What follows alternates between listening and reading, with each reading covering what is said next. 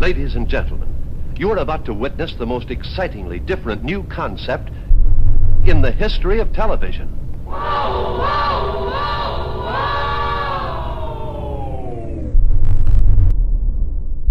In the dimly lit room, surrounded by an audience at the edge of their seats, a bald-headed creature with stumps for limbs came to life. Its doll-like face turned, echoing the head movements of a man at a distant computer. It had no gender. It was neither old nor young, but something in between, something eerily human, yet otherworldly. This might sound like a nightmare, but the reality of this robot is quite different. Meet the Telenoid R1, the brainchild of Japanese roboticist Hiroshi Ishiguro, known for his adventures into the uncanny valley. Unlike his previous human-like creations, the Telenoid has a minimalistic, almost fetus-like appearance, sparking intrigue and a touch of horror. This ghostly machine is more than just a strange experiment. It's a new form of communication. Controlled remotely through a special teleoperation software, it's meant to transmit the presence of people across distances. But there's a mystery to that connection. The operators who have used it claim that once you speak to a friend through the Telenoid, you begin to see their face on its blank visage, feel them when you embrace its soft torso. The Telenoid R1 is not just a technological marvel with its 9 DC motors, a far cry from the 50 pneumatic actuators in Ishiguro's previous androids. It's a creature from the depths of the uncanny valley, a device that challenges our perception of humanity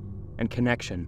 The Telenoid Robot was introduced in 2010, and apparently it wasn't very successful, as it's not commonly seen anywhere. The research version of this robot cost $35,000, but there's a commercial version available for $8,000. As the demonstration concluded, the audience was left with an unsettling feeling, a sense that they had just witnessed something profound and unsettling, something that blurred the lines between human and machine. The Telenoid R1 had made its introduction, and the world would never be the same. This computerized robot spent the better part of a 1-hour TV show thinking himself into falling in love. With another robot, of course.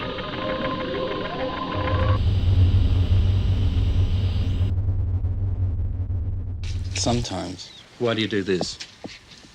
Because I think the government's plotting against me. Why do you say that? You are watching a Lou Reed music video, and you are thinking that something looks very odd.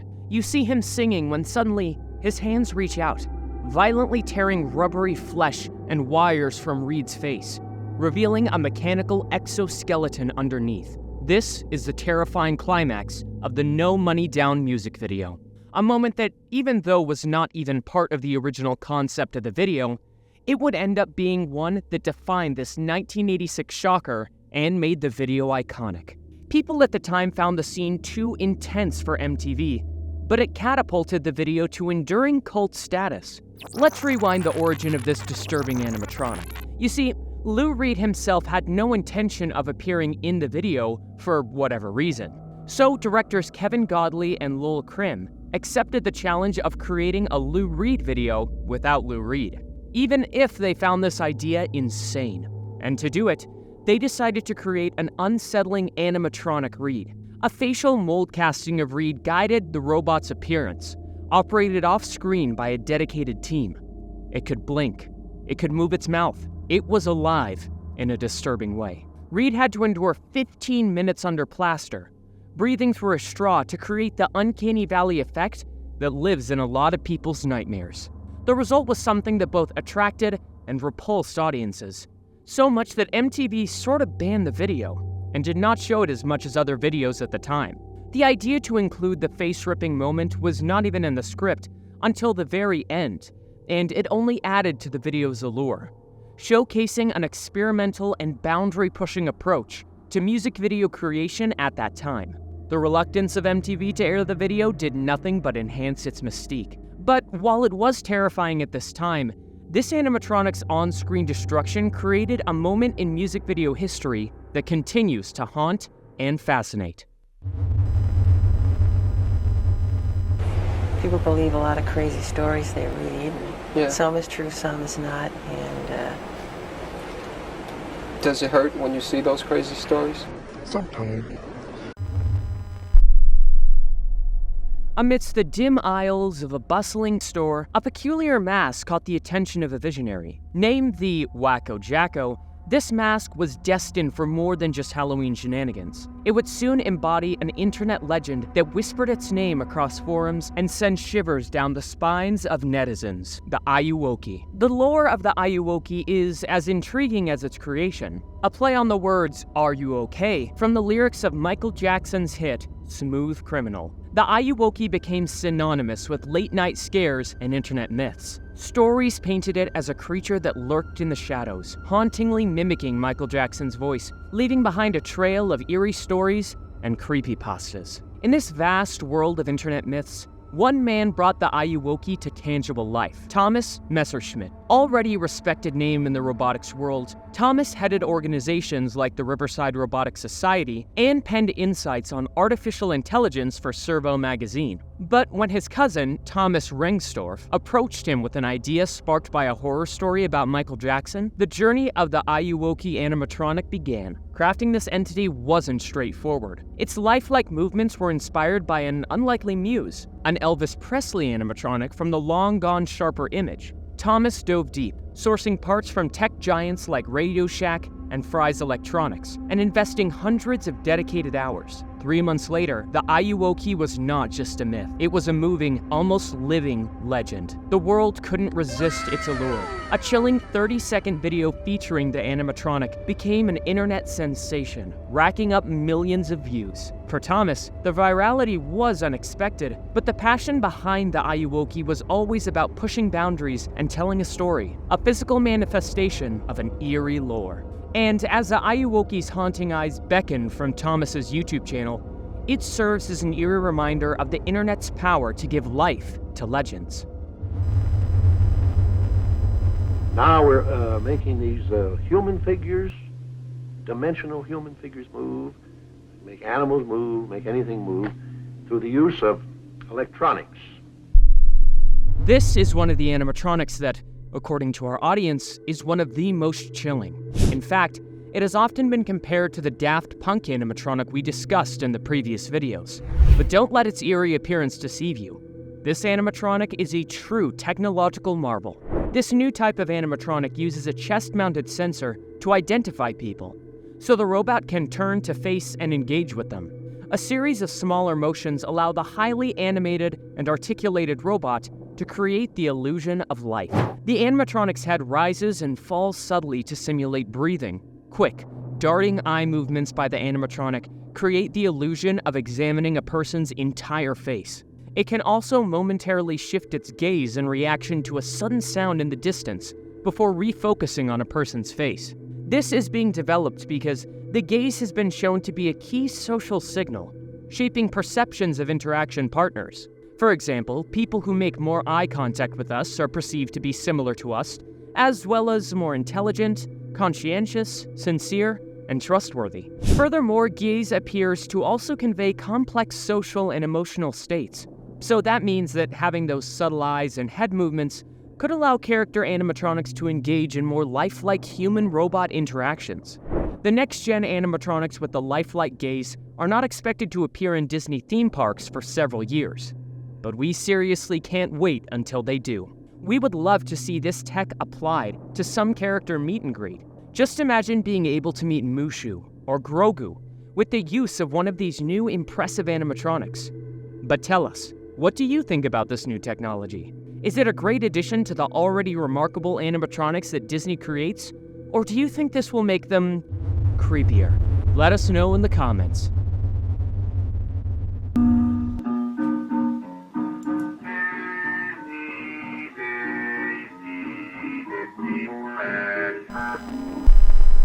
Imagine walking down a technology expo hallway, and suddenly, a metallic whisper escapes these terrifying lips, forming words and sentences. This is no ordinary robot speaking through software. It's an artificial creation by Japan's Kagawa University research team that uses mechanical, human-like vocal organs. Its silicone tongue and lips and its artificial vocal cords are all working in unison to mimic human speech. But what gives life to this mechanical marvel?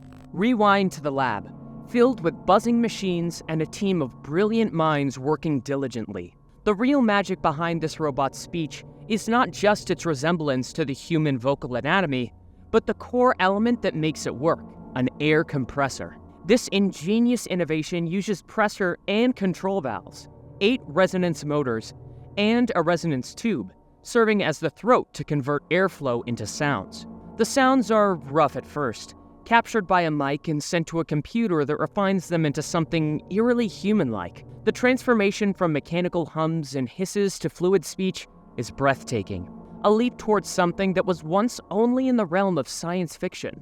This is not merely a talking robot.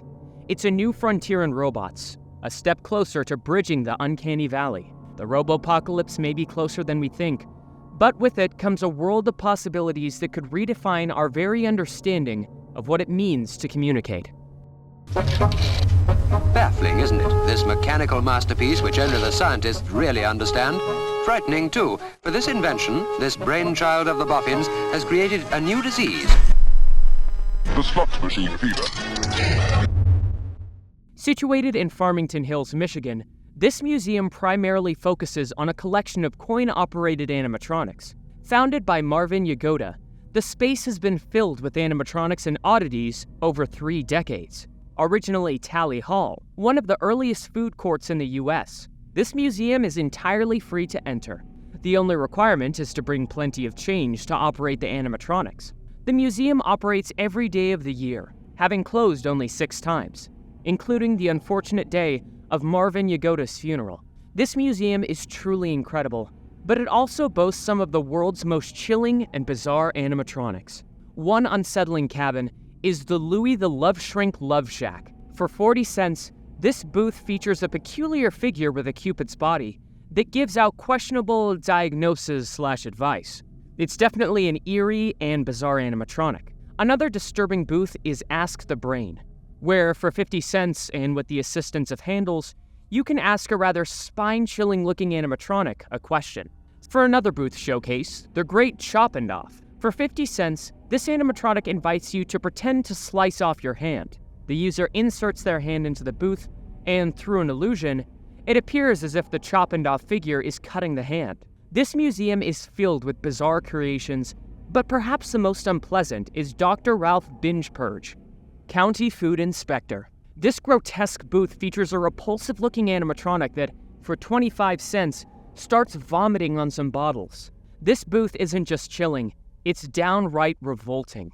All in the museum is fantastic, and you can't miss the opportunity to visit if you have the chance.